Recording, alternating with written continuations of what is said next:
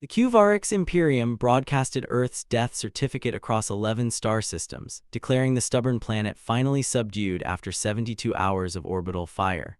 Admiral Khet'var stood before their warfleet cameras, mandibles clicking in triumph, when a human voice crackled through every channel. "You should have checked the basement."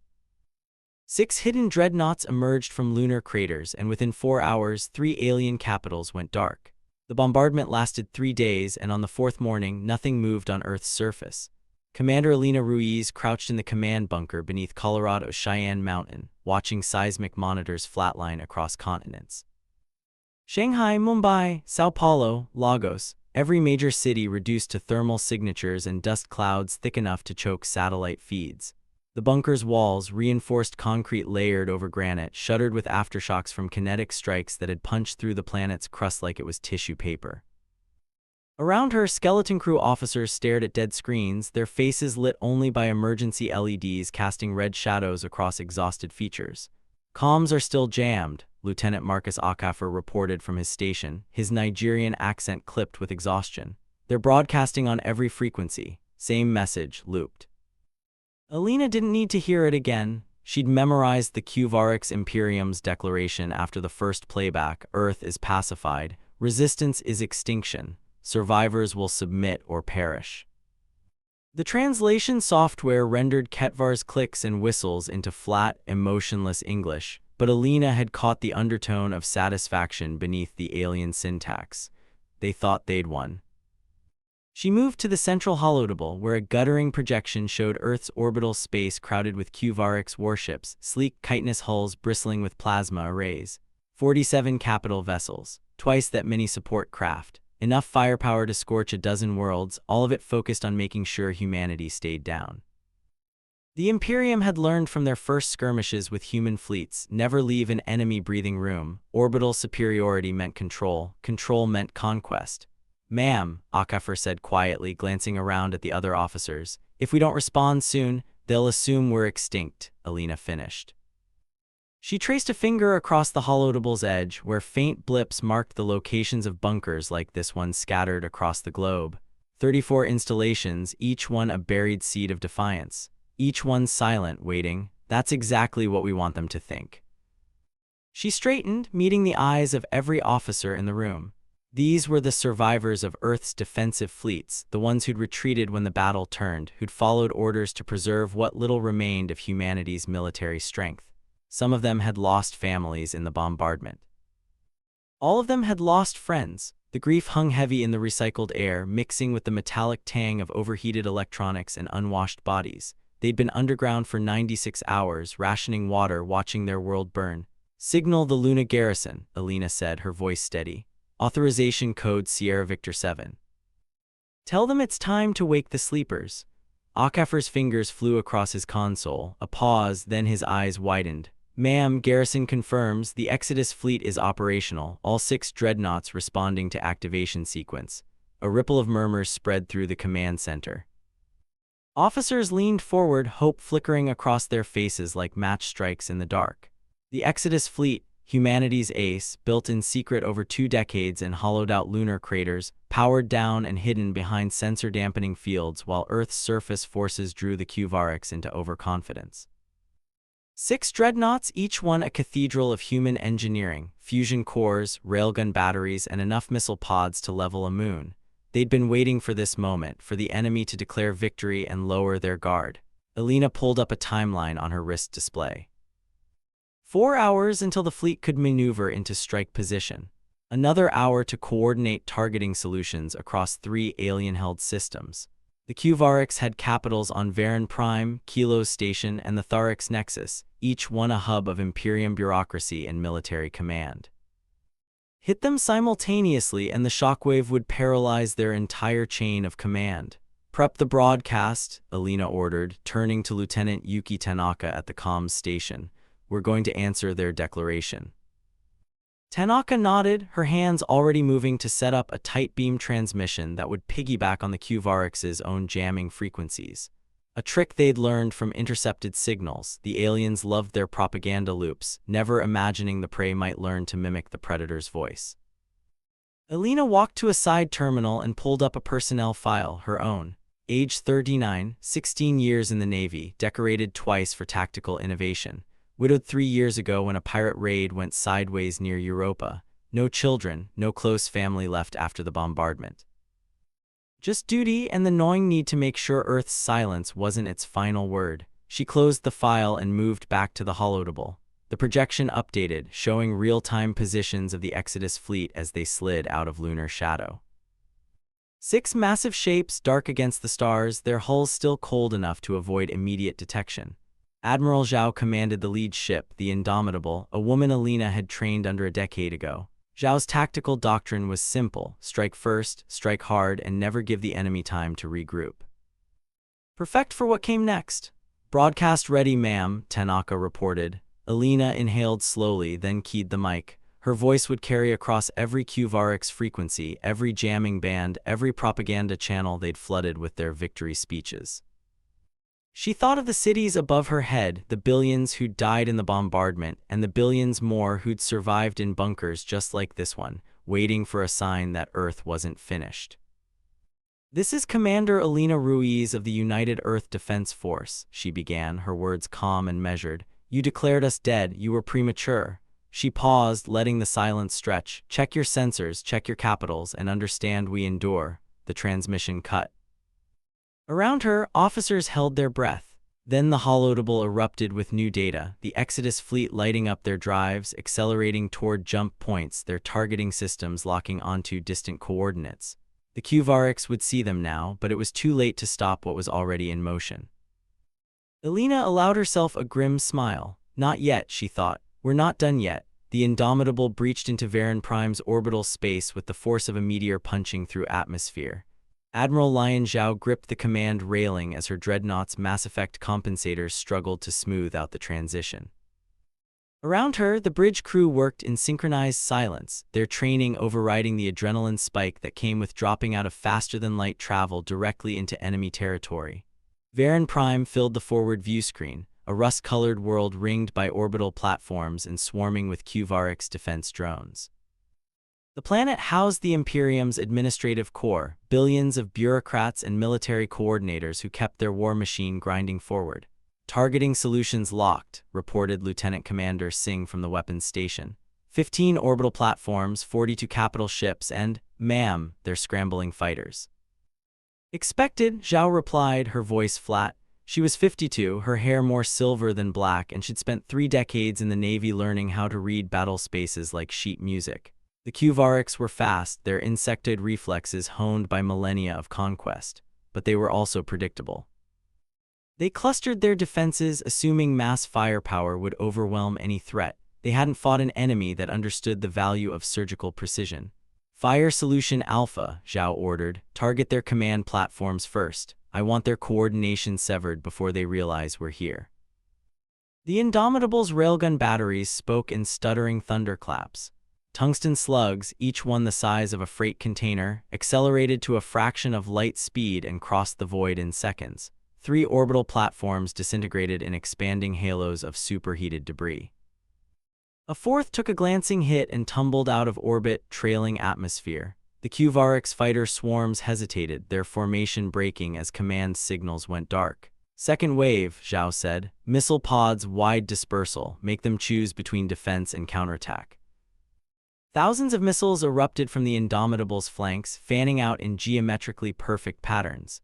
The Qvarix point defense systems lit up, plasma bursts intersecting missile trajectories, but the sheer volume overwhelmed their targeting computers. Explosions rippled across the orbital grid. 2 more platforms vanished. A Qvarix dreadnought, slower to react than its smaller escorts, took 4 direct hits along its ventral hull. Atmosphere vented in glittering plumes. On the Indomitable's bridge, Ensign Ramirez at the sensor station spoke up, his voice tight. "Ma'am, enemy fleet is regrouping. They're forming a defensive shell around the primary platform, looks like their central command hub." Zhao studied the tactical display. The Qvarix had pulled back, sacrificing their outer defenses to protect the one platform that coordinated their entire system. Smart, desperate, but smart. She tapped her console, opening a comm channel to the rest of the Exodus fleet. "All ships, execute pattern Jericho. We're not here to fight their navy. We're here to break their spine. Pattern Jericho was a maneuver they'd drilled in simulations but never tested in combat. It required perfect timing and absolute trust. The 5 other dreadnoughts of the Exodus fleet, spread across Kilo's station and the Qvarix Nexus, would be executing parallel strikes at this exact moment, synchronized down to the millisecond. The goal wasn't to destroy every Qvarix ship. It was to shatter their command infrastructure so completely that their fleets would spend weeks trying to re-establish coordination. Jump drives charging, Singh reported. 30 seconds to micro-jump. Zhao watched the Qvarix defensive shell tighten, their plasma batteries cycling up. They expected the Indomitable to press the attack, to try and brute force through their lines. Instead, the human dreadnought vanished in a flash of distorted spacetime, reappearing 2,000 kilometers below the orbital plane, directly beneath the central command platform. Fire. The Indomitable's main spinal cannon, a magnetic accelerator running the length of the ship, discharged in a single, blinding pulse. The platform's shields flared white, then collapsed. The tungsten penetrator punched through reinforced hulls, reactor cores, and command decks, emerging from the far side in a spray of molten metal. For 3 seconds the platform held together, then it split along its keel, secondary explosions blossoming like flowers. Zhao allowed herself one deep breath. Status report. Platform destroyed, Ramirez confirmed. Enemy fleet is, ma'am, they're breaking formation, multiple ships disengaging, their comms are chaos. Signal the rest of the fleet, Zhao said. Objective achieved, prepare for extraction. But before the Indomitable could maneuver toward its jump point, a new contact appeared on sensors. A Qvarix super dreadnought, twice the size of any ship in the battle, dropping out of FTL at the system's edge. Its hull was encrusted with weapon emplacements, and its shields glowed with the sickly green of overcharged plasma. Zhao recognized the configuration immediately, a flagship. Probably Admiral Khet'var's personal warship, the one that had led the bombardment of Earth.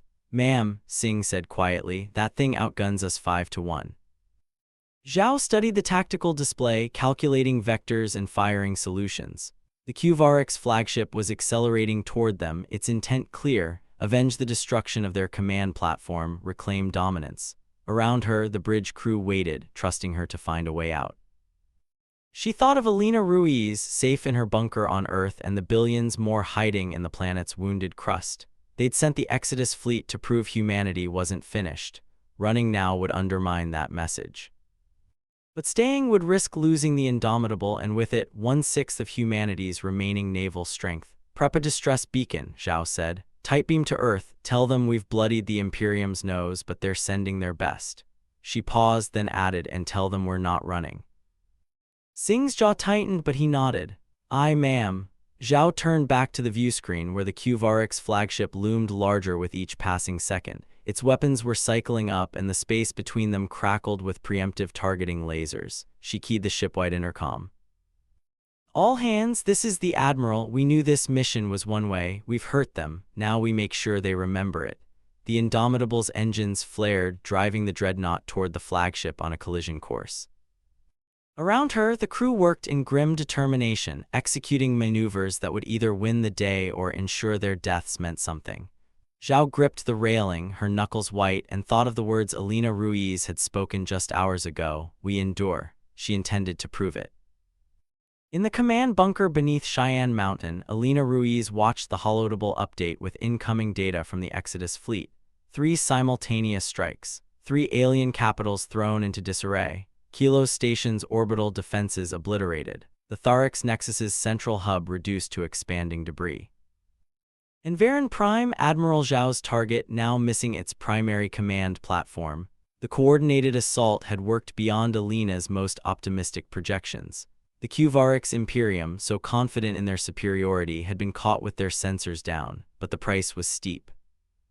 Indomitable is engaged with a Qvarix flagship, Lieutenant Khet'var reported, his voice tight. Admiral Zhao is, ma'am, she's not retreating. Elena closed her eyes briefly.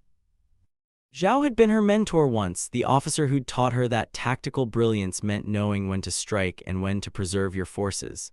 The fact that Zhao wasn't running meant she'd calculated the odds and decided her ship's sacrifice would buy something critical: time, fear. Proof that humanity could bleed the Imperium. Get me a direct line to the fleet, Elena ordered. I want real-time updates on every dreadnought. If Zhao's making a stand, we need to know why. Tanaka worked her console, threading a signal through the jamming. After a tense 30 seconds, audio crackled through the bunker's speakers, Admiral Zhao's voice, distorted by interference but unmistakable. Flagship is closing. We've damaged their primary weapons array, but they're launching boarding craft. If we can, static consumed the transmission. Elena's hands clenched.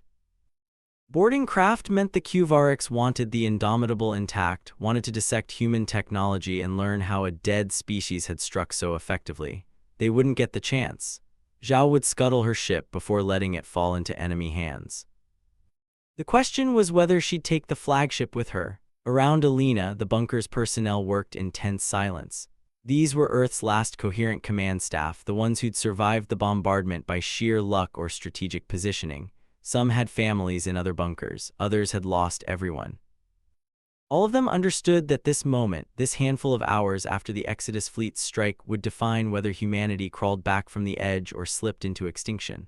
"Ma'am," HFY said suddenly, "we're getting responses from other bunkers. Shanghai's primary installation confirms they're still operational. Sao Paulo's backup command is online. New Delhi, Lagos, Sydney, they're all reporting in. The bombardment didn't get everyone." A murmur rippled through the bunker. Elena felt a weight lift slightly from her chest. The Qvarix had pounded Earth's surface, but they'd underestimated how deep humanity could dig, how thoroughly a species could prepare for the worst. Every major city had redundant bunkers, each one capable of sustaining thousands for months. The planet's surface was a graveyard, but beneath it, humanity was alive and angry. "Compile a master list," Elena ordered. "I want population counts, resource levels, and military assets. If we're going to coordinate a long-term resistance, we need to know what we're working with." She moved to a secondary terminal and pulled up intelligence reports on the Qvarix Imperium. Before the war, human diplomats had tried negotiating, tried finding common ground with the insected empire that had conquered half the known galaxy.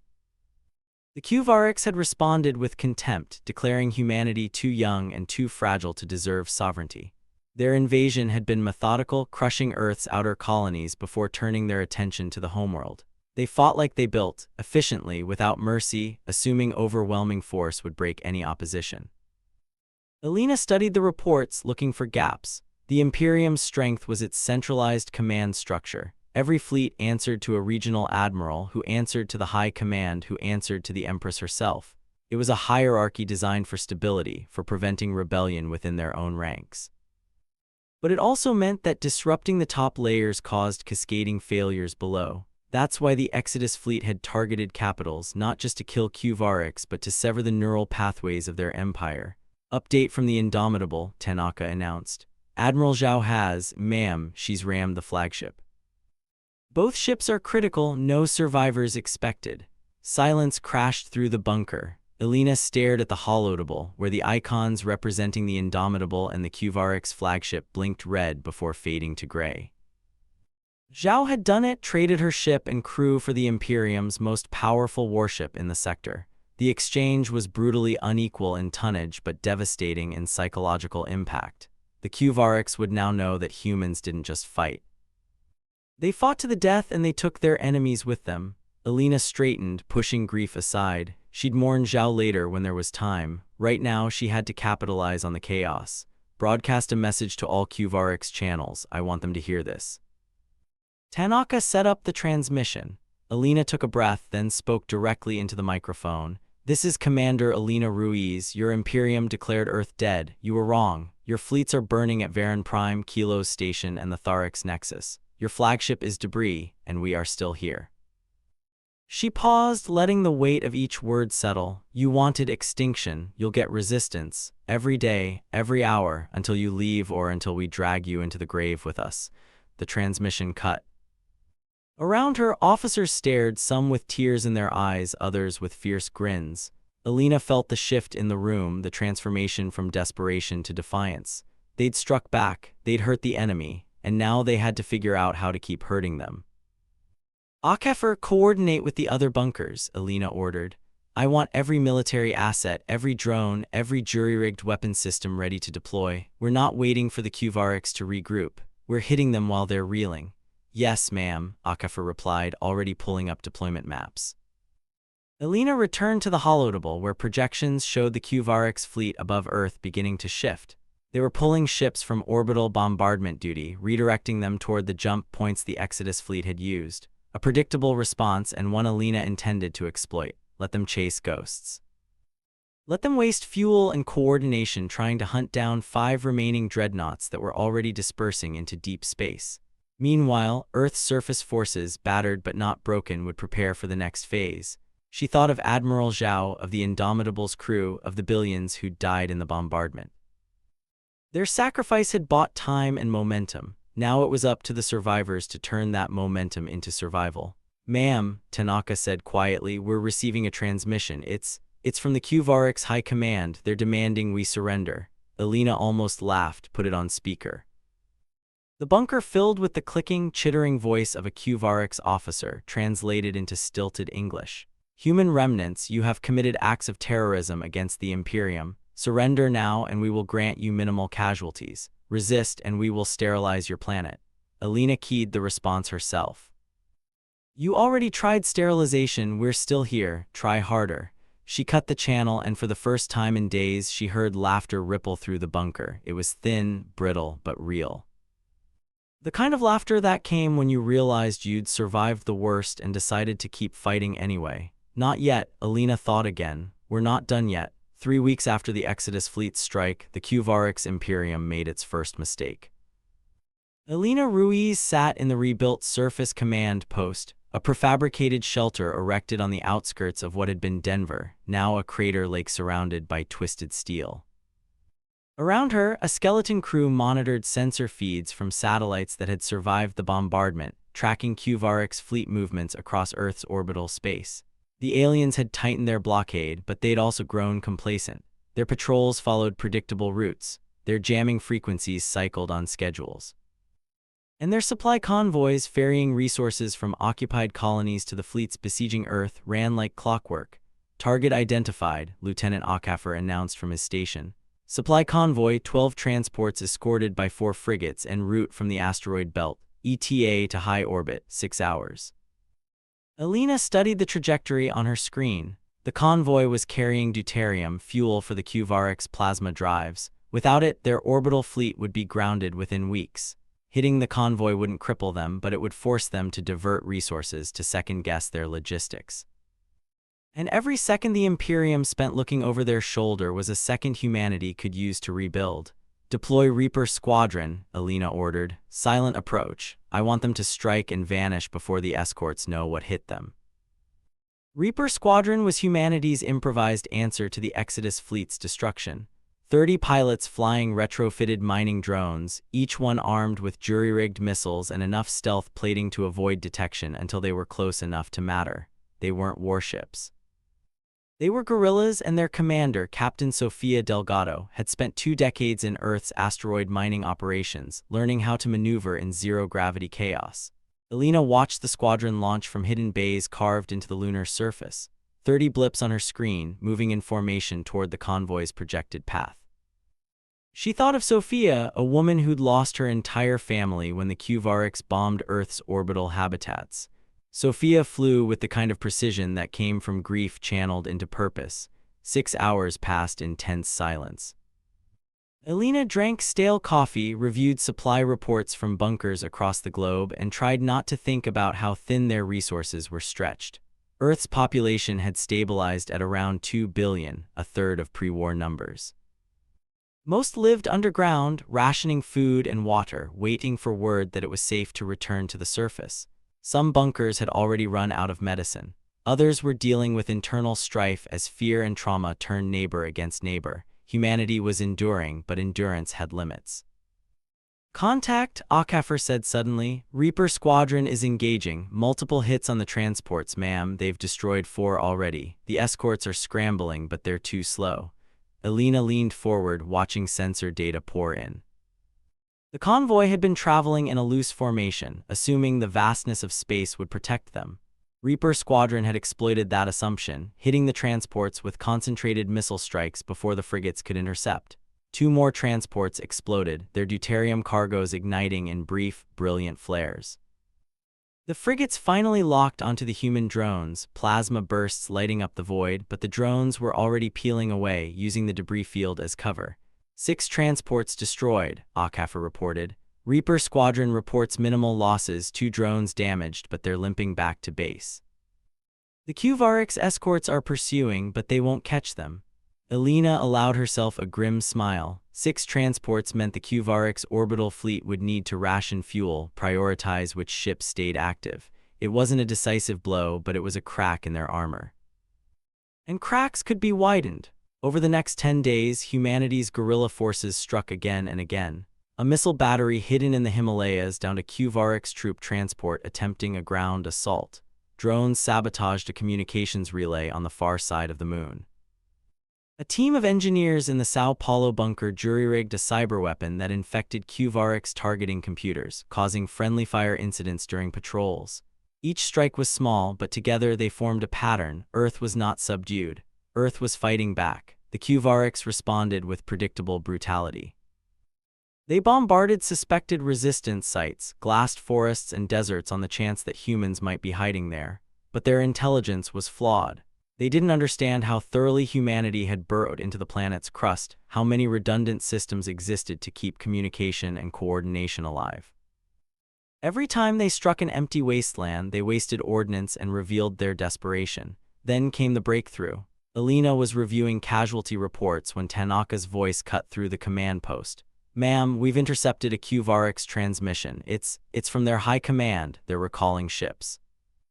Elena's head snapped up. "Recalling from where?" "From here," Tanaka clarified, pulling up the decoded message. "They're withdrawing half their orbital fleet, redeploying to the Varan Prime system. It looks like, ma'am, their outlying colonies are rebelling. They're pulling forces from Earth to suppress uprisings." A stunned silence filled the command post. Elena read the message twice, then a third time, making sure she understood. The Exodus fleet's strike hadn't just hurt the Qvarix capitals. It had exposed cracks in the Imperium's control. Subjugated species, seeing humanity's defiance, were starting to believe resistance was possible. And the Qvarix, terrified of losing their empire, were redirecting their forces to put out fires across a dozen systems. "How many ships are they pulling?" Elena asked. 23 capital vessels, Tanaka replied. "That's half their orbital presence. The rest will remain to maintain the blockade, but their patrol coverage will be stretched thin." Elena turned to Khet'var. "Get me a channel to every bunker, every resistance cell, every survivor who can hold a weapon. We're going to push." Khet'var hesitated.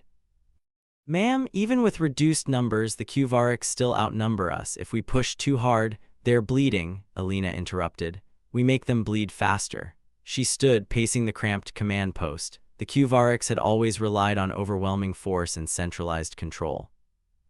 Now they were dividing their attention, trying to hold an empire together while fighting a species that refused to stay dead. It was the opening humanity needed, not to win, not yet, but to survive long enough to rebuild, to gather strength to plan the next move. "Launch Operation Thorn," Elena ordered. "Every asset we have, drones, missiles, cyber attacks. I want the Qvarix to regret leaving even one ship in our orbit." The command post erupted into coordinated chaos as officers relayed orders, updated tactical maps, and synchronized strikes across time zones. Elena watched it unfold, feeling the shift from reactive defense to proactive offense. They weren't just enduring anymore, they were becoming a threat. And somewhere above, in the cold expanse of space, the remaining Qvarix fleet would learn what it meant to declare a species dead too soon. 4 months after the Exodus fleet's strike, Commander Elena Ruiz stood on the surface of Earth for the first time since the bombardment. The air tasted like ash and ozone, and the sky, once blue, was a sickly gray streaked with high-altitude dust. She'd emerged from the Cheyenne bunker at dawn, following engineers who were surveying the land for reconstruction sites. Around her, the Colorado plains stretched in desolate silence, interrupted only by skeletal ruins of buildings and the occasional crater still glowing faintly from residual heat. It was a landscape of endings, but also, she hoped, of beginnings. Behind her, Lieutenant Khet'var climbed out of the bunker's surface hatch, squinting against the dim light. "The air's breathable," he reported, checking his handheld monitor. "Barely. We'll need respirators for anyone working outside more than an hour." Elena nodded. The planet was healing, slower than anyone wanted but faster than worst-case projections had predicted. The dust clouds were settling. Rainfall, acidic at first, was gradually washing toxins from the soil. Life, stubborn and resilient, was creeping back. Algae blooms in the oceans, hardy grasses pushing through irradiated dirt. Humanity's botanical teams were already planning to seed forests to accelerate the recovery. It would take decades, maybe centuries, to restore what had been lost, but time was something they had now. The Qvarix orbital fleet had dwindled to 12 ships. The rest had been recalled, redeployed, or destroyed in humanity's relentless guerrilla campaign. The blockade was porous, allowing supply runs from hidden lunar bases and occasional refugee transports fleeing to the outer colonies. The Imperium hadn't abandoned Earth, but they'd stopped trying to conquer it. Instead, they watched, wary, calculating whether the cost of subjugating humanity was worth the risk of igniting rebellion across their entire empire. Elena walked toward a ridge overlooking what had been Denver. The city was gone, replaced by a shimmering crater lake that reflected the gray sky like a broken mirror. She thought of the millions who'd lived there, who'd died when the first kinetic strike hit. Their names were recorded in databases buried deep beneath the planet's crust, preserved for a future when humanity could afford to mourn properly. For now, grief was a luxury. Survival demanded focus. "Ma'am," Khet'var said, approaching with a tablet. "Message from Admiral Khet'var. The remaining Exodus fleet ships have regrouped at Proxima Station. They're requesting orders." Elena took the tablet, reading Khet'var's report. The 5 surviving dreadnoughts, Defiant, Unyielding, Relentless, Vindicator, and Phoenix, had spent months raiding Qvarix supply lines, hitting outposts, and generally making themselves a persistent threat. They'd taken losses, patched hulls with scavenged materials, and kept fighting. Khet'var, a grizzled officer who'd served under Admiral Zhao, had taken command and transformed the fleet into something more than warships. They were symbols, proof that humanity could strike back. Elena composed a reply: "Continue asymmetric operations.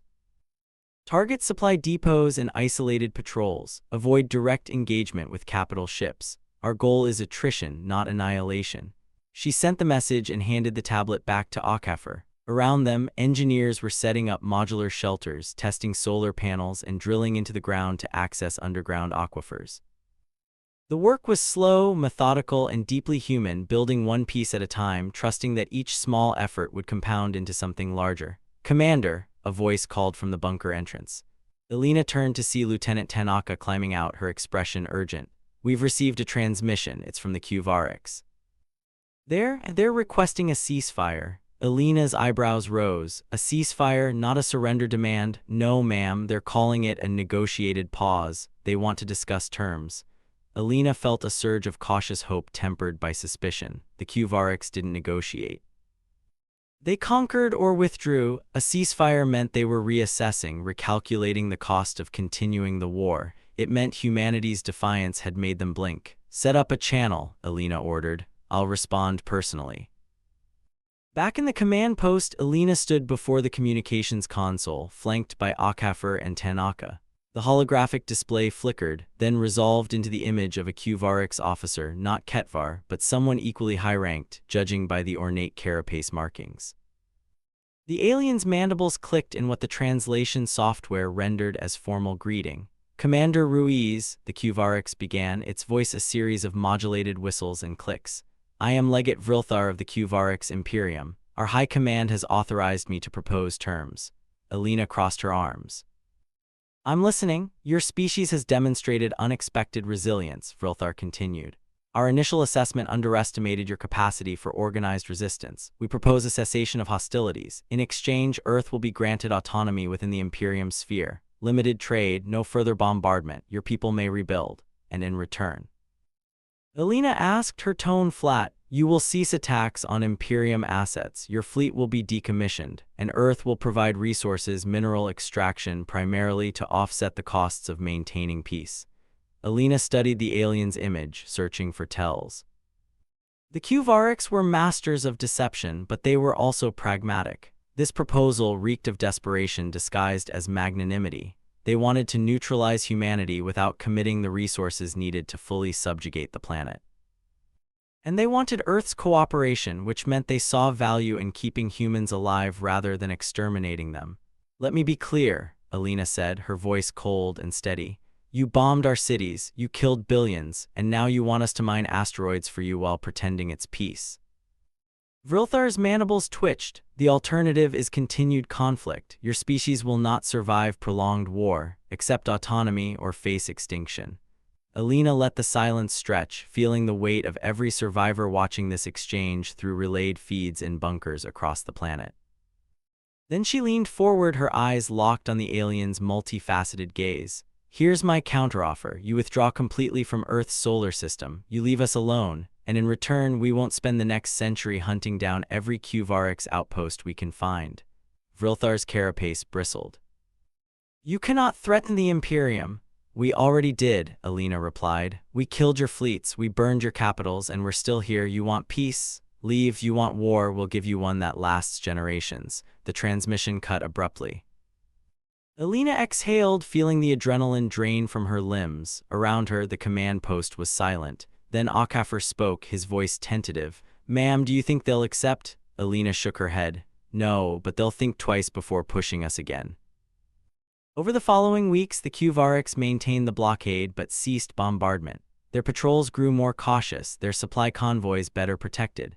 Humanity used the lull to accelerate reconstruction, to expand surface settlements, to bring more survivors out of the bunkers. Schools reopened in prefabricated shelters. Farms began producing crops in hydroponics bays. Engineers restored power grids and communication networks. It was fragile, precarious, but it was progress. Elena spent her days coordinating with bunkers, reviewing military strategies, and planning for the long term. At night, she stood on the surface, staring at the gray sky and wondering how many more battles lay ahead. The Qvarix hadn't left. The war wasn't over, but humanity had proven something essential. They could endure, they could adapt, and they could fight.